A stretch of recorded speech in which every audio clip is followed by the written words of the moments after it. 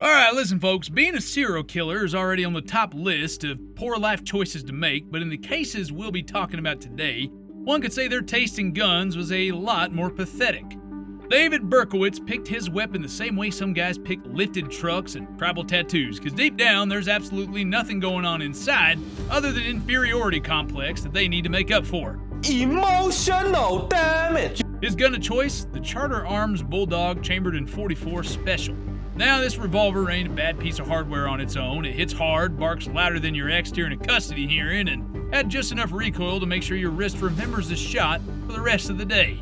Berkowitz reportedly said he picked it up for stopping power, but come on, this guy was writing gambling notes to the cops like a rejected Batman villain. He wanted a pistol that sounded big and made people panic, and boy, did he get one.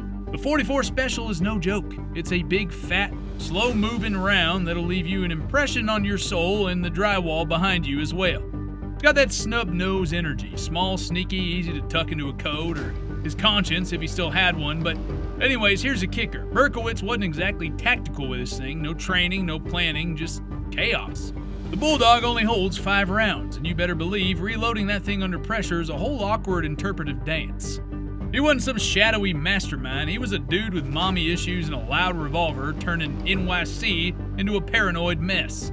He brought a boom to his crimes, but not much else. This one lands in the category of big bark, bad guy, basic reasoning. Now, Richard Ramirez. This guy was less a calculated killer and more a glitch in the Matrix. He broke into homes, stole what he wanted, and left a trail of horror behind him using, get this, .22 caliber revolver.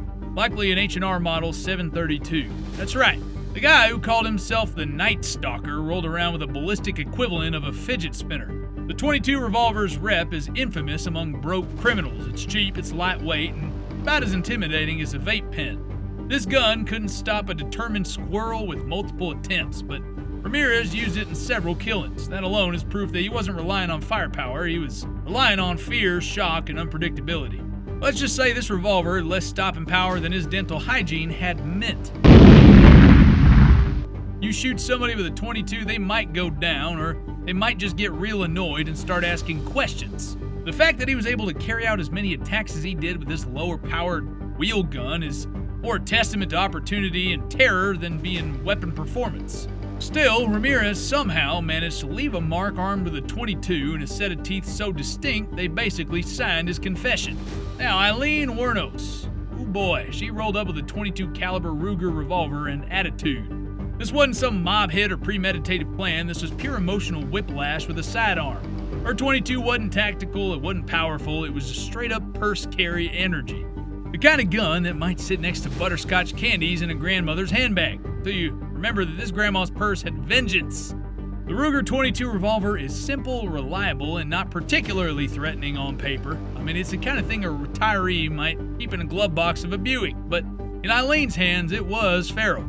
She used it in a spree of roadside murders driven more by trauma and rage than calculation. The .22 might not have had stopping power, but she made up for it with volume, proximity, and absolutely zero hesitation. Most killers want silence, distance, control. Eileen was the opposite. Her use of that tiny revolver was blunt, chaotic, and up close. It was reactive, personal, and driven by a storm she was already drowning in. Her weapon of choice wasn't just underpowered, it was the symbol of how little she cared for planning or precision. It wasn't about optimal ballistics, it was about getting it done immediately. The Ruger .22 is a gun you don't expect to see on this kind of list, but here it is. Compare that with the level of unfiltered rage, it suddenly doesn't feel so small anymore. And honestly, that's way more terrifying than anything tactical. Now, here's a name that's way too famous for someone who peaked at faking a limp and lying to women. Ted Bundy wasn't just evil, he was calculated evil with a smile.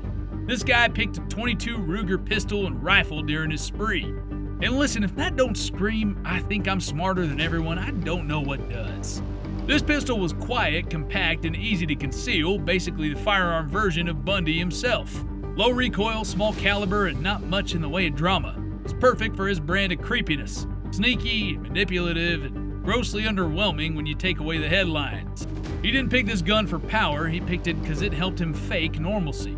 Let him stay close, blend in, and keep that whole trust me I'm harmless act going.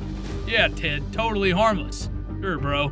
He didn't want a gun that roared, he wanted one that whispered. something that you could hide just like his intentions, which, spoiler alert, were always horrible. This wasn't about confrontation, it was about control. The 22 gave him a false sense of superiority. Like, look how clever I am for using the quietest gun in the room. Joke's on him though, you don't get extra points for stealth when your evil's on full display. His gun choice was basic, predictable, and just as smug as he ever was. This one lands in the quiet don't mean clever category, and believe me, Ted's gun had about as much stopping power as his hairline had staying power.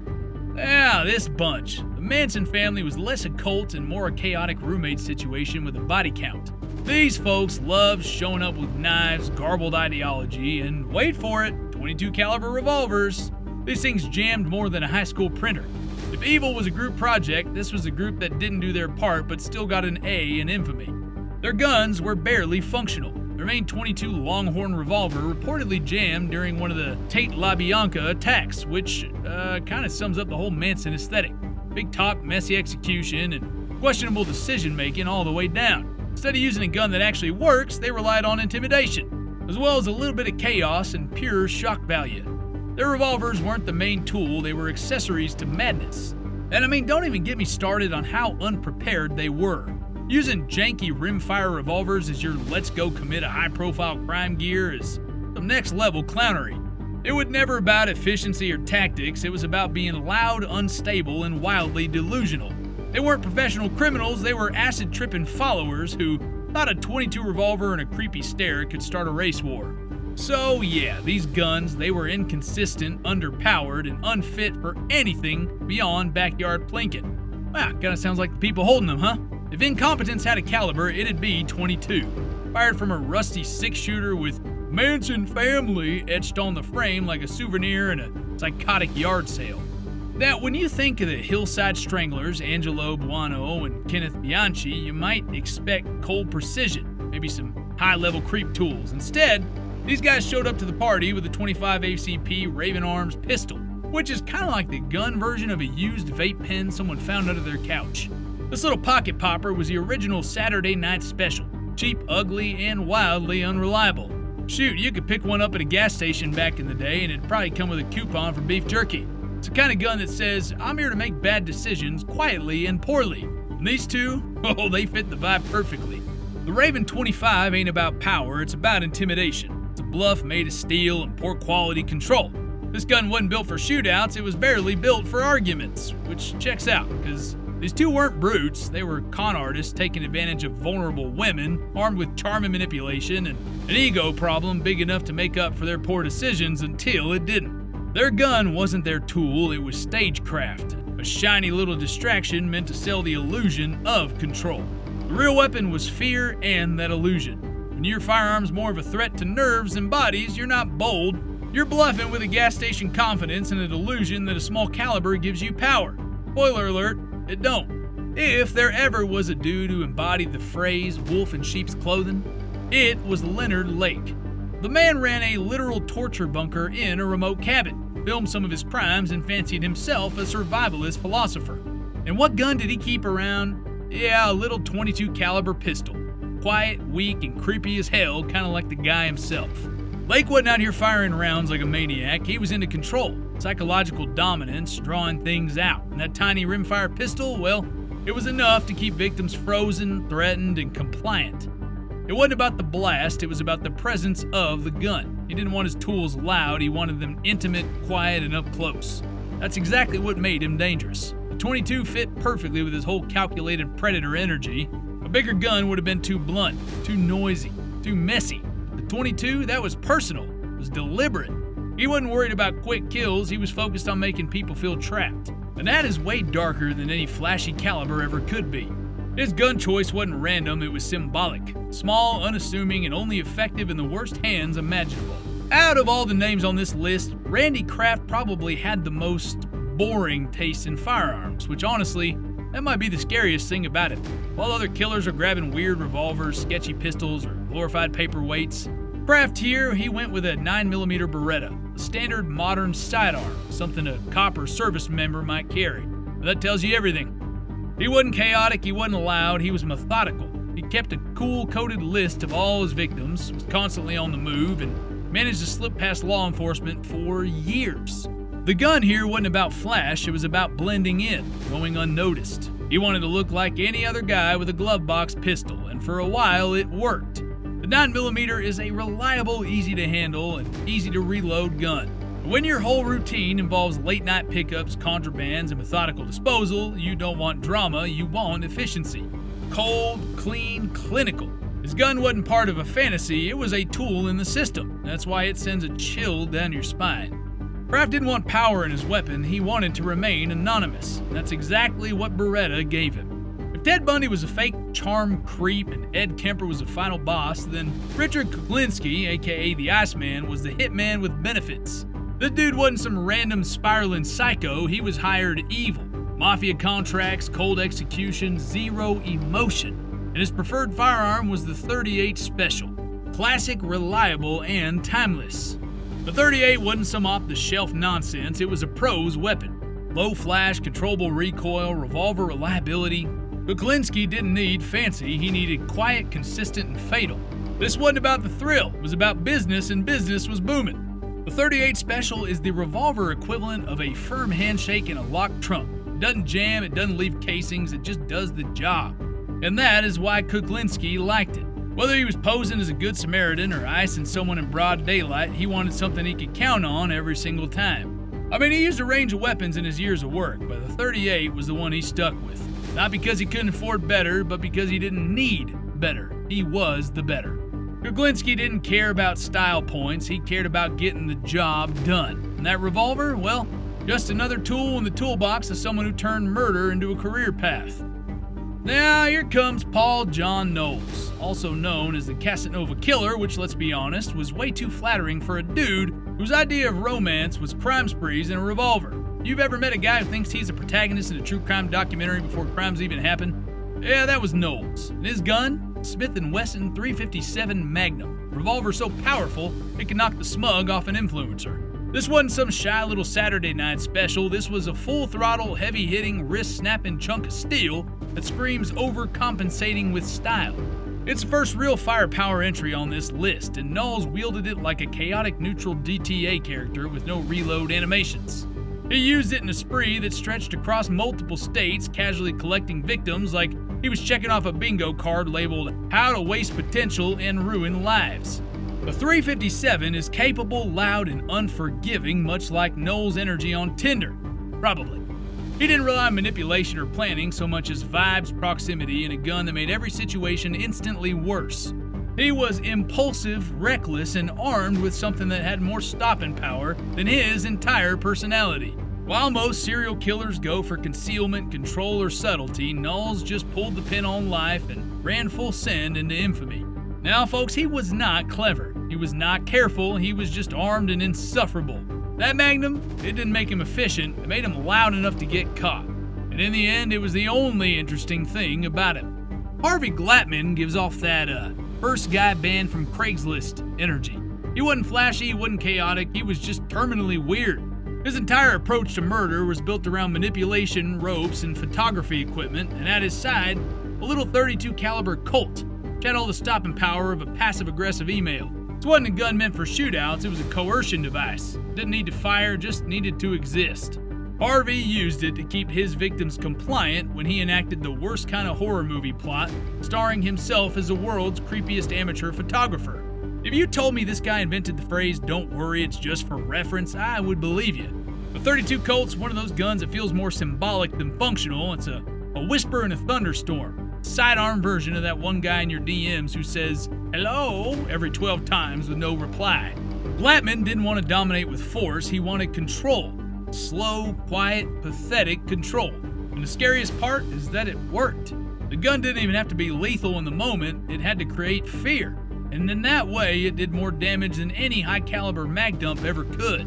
Glattman's .32 wasn't a tool of violence, it was the extension of a deranged mind that thought posing with his victims made him important. So yeah, the .32 was weak, but in his hands it was the key to a whole new level of psychological hell. Dean Corll didn't need to hold the gun, cause well, he already held everyone else. This man ran his crimes like an MLM pyramid scheme of pure evil, and at the top of the funnel was a creepy dude handing out sweets and trauma like party favors. His weapon of choice, technically a .22 caliber pistol, but plot twist, he almost never used it himself. Yes, he delegated that horror. This man really said, "You do the killing, I'll manage the logistics." He gave the pistol, small, quiet, and barely a whisper of a firearm, right down to his teenage accomplices like it was a starter pack in the world's most cursed video game. Here's your mission, here's your ammo, and here's a bottle of psychological damage for the road. That .22 wasn't about power, it was about control. That gun was a prop in the way for darker play, and Coral wrote the script. And the most messed up part, he didn't need something bigger. His entire operation was built around manipulation, not firepower. He got under people's skin the way malware sneaks into grandma's Facebook, through glittery Bible quotes and a win-free iPad link for her to click, leaving irreversible damage. The gun was just a cherry on top of the world's most cursed Sunday. I mean, you know that meme of the puppet master pulling strings? That was Coral, but instead of marionettes, it was traumatized teens and a rusted .22 with a kill count he never owned up to. That ain't a shooter, that's a manipulative coward hiding behind other people's triggers. So yeah, his .22 might have been quiet, but Dean Coral's name is still one of the loudest in the true crime hall of shame. A man who weaponized trust, trauma, and a gun he barely touched. Truly villainous mainframe energy. Full-on do less, hurt more behavior. Now, let's talk about Pee Wee Gaskins, the gremlin of death row who decided even execution wasn't dramatic enough without a little side quest. This little fellow was barely 5 foot nothing, full of rage, and acted like the final boss of Florida Waffle House at 3 a.m. And when he wanted to add one last body to his tally, he chose the most chaotic low-tier gun imaginable, the .25 Raven semi-auto. This thing was literally a junk drawer firearm. Kind of gun you'd find behind expired batteries and loose thumbtacks. Made of pot metal for Pete's sake, shaped like disappointment, and has the stopping power of a firm tap on the shoulder. Calling it a gun is generous, it's more of a noisy regret generator. Somehow, this man snuck it into prison. Not only did he use it to kill another death row inmate while he was already on death row, he did it to cement his legacy. That's right, Pee Wee didn't just want to die, he wanted a boss fight in Cell Block D before lights out. This man tried to speedrun his villain arc and got the worst weapon drop in the game. There's a reason the Raven .25 caliber is known as a Saturday night special. It's cheap, it's poorly made, and it's about as dependable as a dude with crypto in his bio. Pee Wee used it anyway, because of course he did. Peak Gaskins energy. Go big, no way. Go loudly? That's mediocre and unhinged. The man was built like a raccoon with trust issues, and still managed to turn a barely functional pocket pistol into the ultimate prison plot twist. His gun choice wasn't about efficiency, it was about chaos. Pure, impulsive, chronically online sounding chaos. Honestly, if the Raven .25 had a TikTok, it'd be banned for violating community guidelines on poor decisions. So if you're keeping score at home, tiny man, tiny gun, massive inferiority complex, legendary prison finale. Damn! Ain't nobody asked for a season finale with that kind of cursed energy. But old Pee Wee delivered it anyway, with the firearm equivalent of a toy in a Cracker Jack box. Alright, strap in. We're not talking about just any serial killer here, we're talking about the main event, the end game, the Omega level final boss of real life horror, Ed freaking Kemper. This man wasn't some twitchy gremlin hiding in the shadows, he was 6'9" of soft-spoken dread, with a high enough IQ to outwit half your philosophy professors and a calmness so unsettling you'd feel safer stuck in an elevator with a raccoon and a taser. He didn't need to shout, he didn't need theatrics, he just was evil, measuring in inches and eerie eye contact. And the kicker? The gun he picked to launch one of the darkest sprees in American history was a .22 caliber pistol. That's right, the same round your grandpa uses for squirrels, but in Ed's hands, that little pop gun might as well have been the sword of Sauron. This wasn't a man flexing firepower, this was a man so terrifying the gun didn't matter.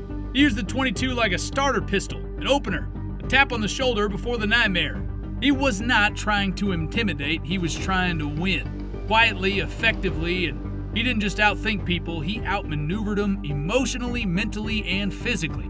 Most of these other creeps just needed chaos and shock value, but Ed, he could talk his way into your house, make you tea, and you wouldn't even realize he was dangerous until he said, "You know, my mom and I didn't really get along." And let's not forget, he turned himself in. He walked into the police station, laid out his crimes like a grocery list, and casually explained that he probably shouldn't be out in public anymore. And honestly, that might be the scariest part. You knew exactly what he was. No delusions, no wild ideology, just cold, calculated self-awareness.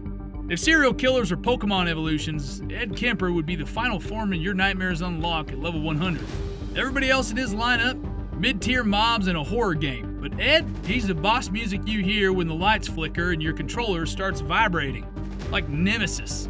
And that little .22 caliber pistol was just the opening line of a horror story you never want to be a part of. Turns out most of these creeps pick guns as sad as their life choices. Cheap, weak, and barely functional.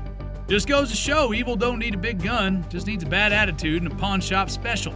If this video sparked your curiosity about the weapons behind infamous crimes, well, go check out the 15 guns that unalived famous people. But before you do, hit like, subscribe, and drop a little comment telling me what firearms you'd love to see featured next.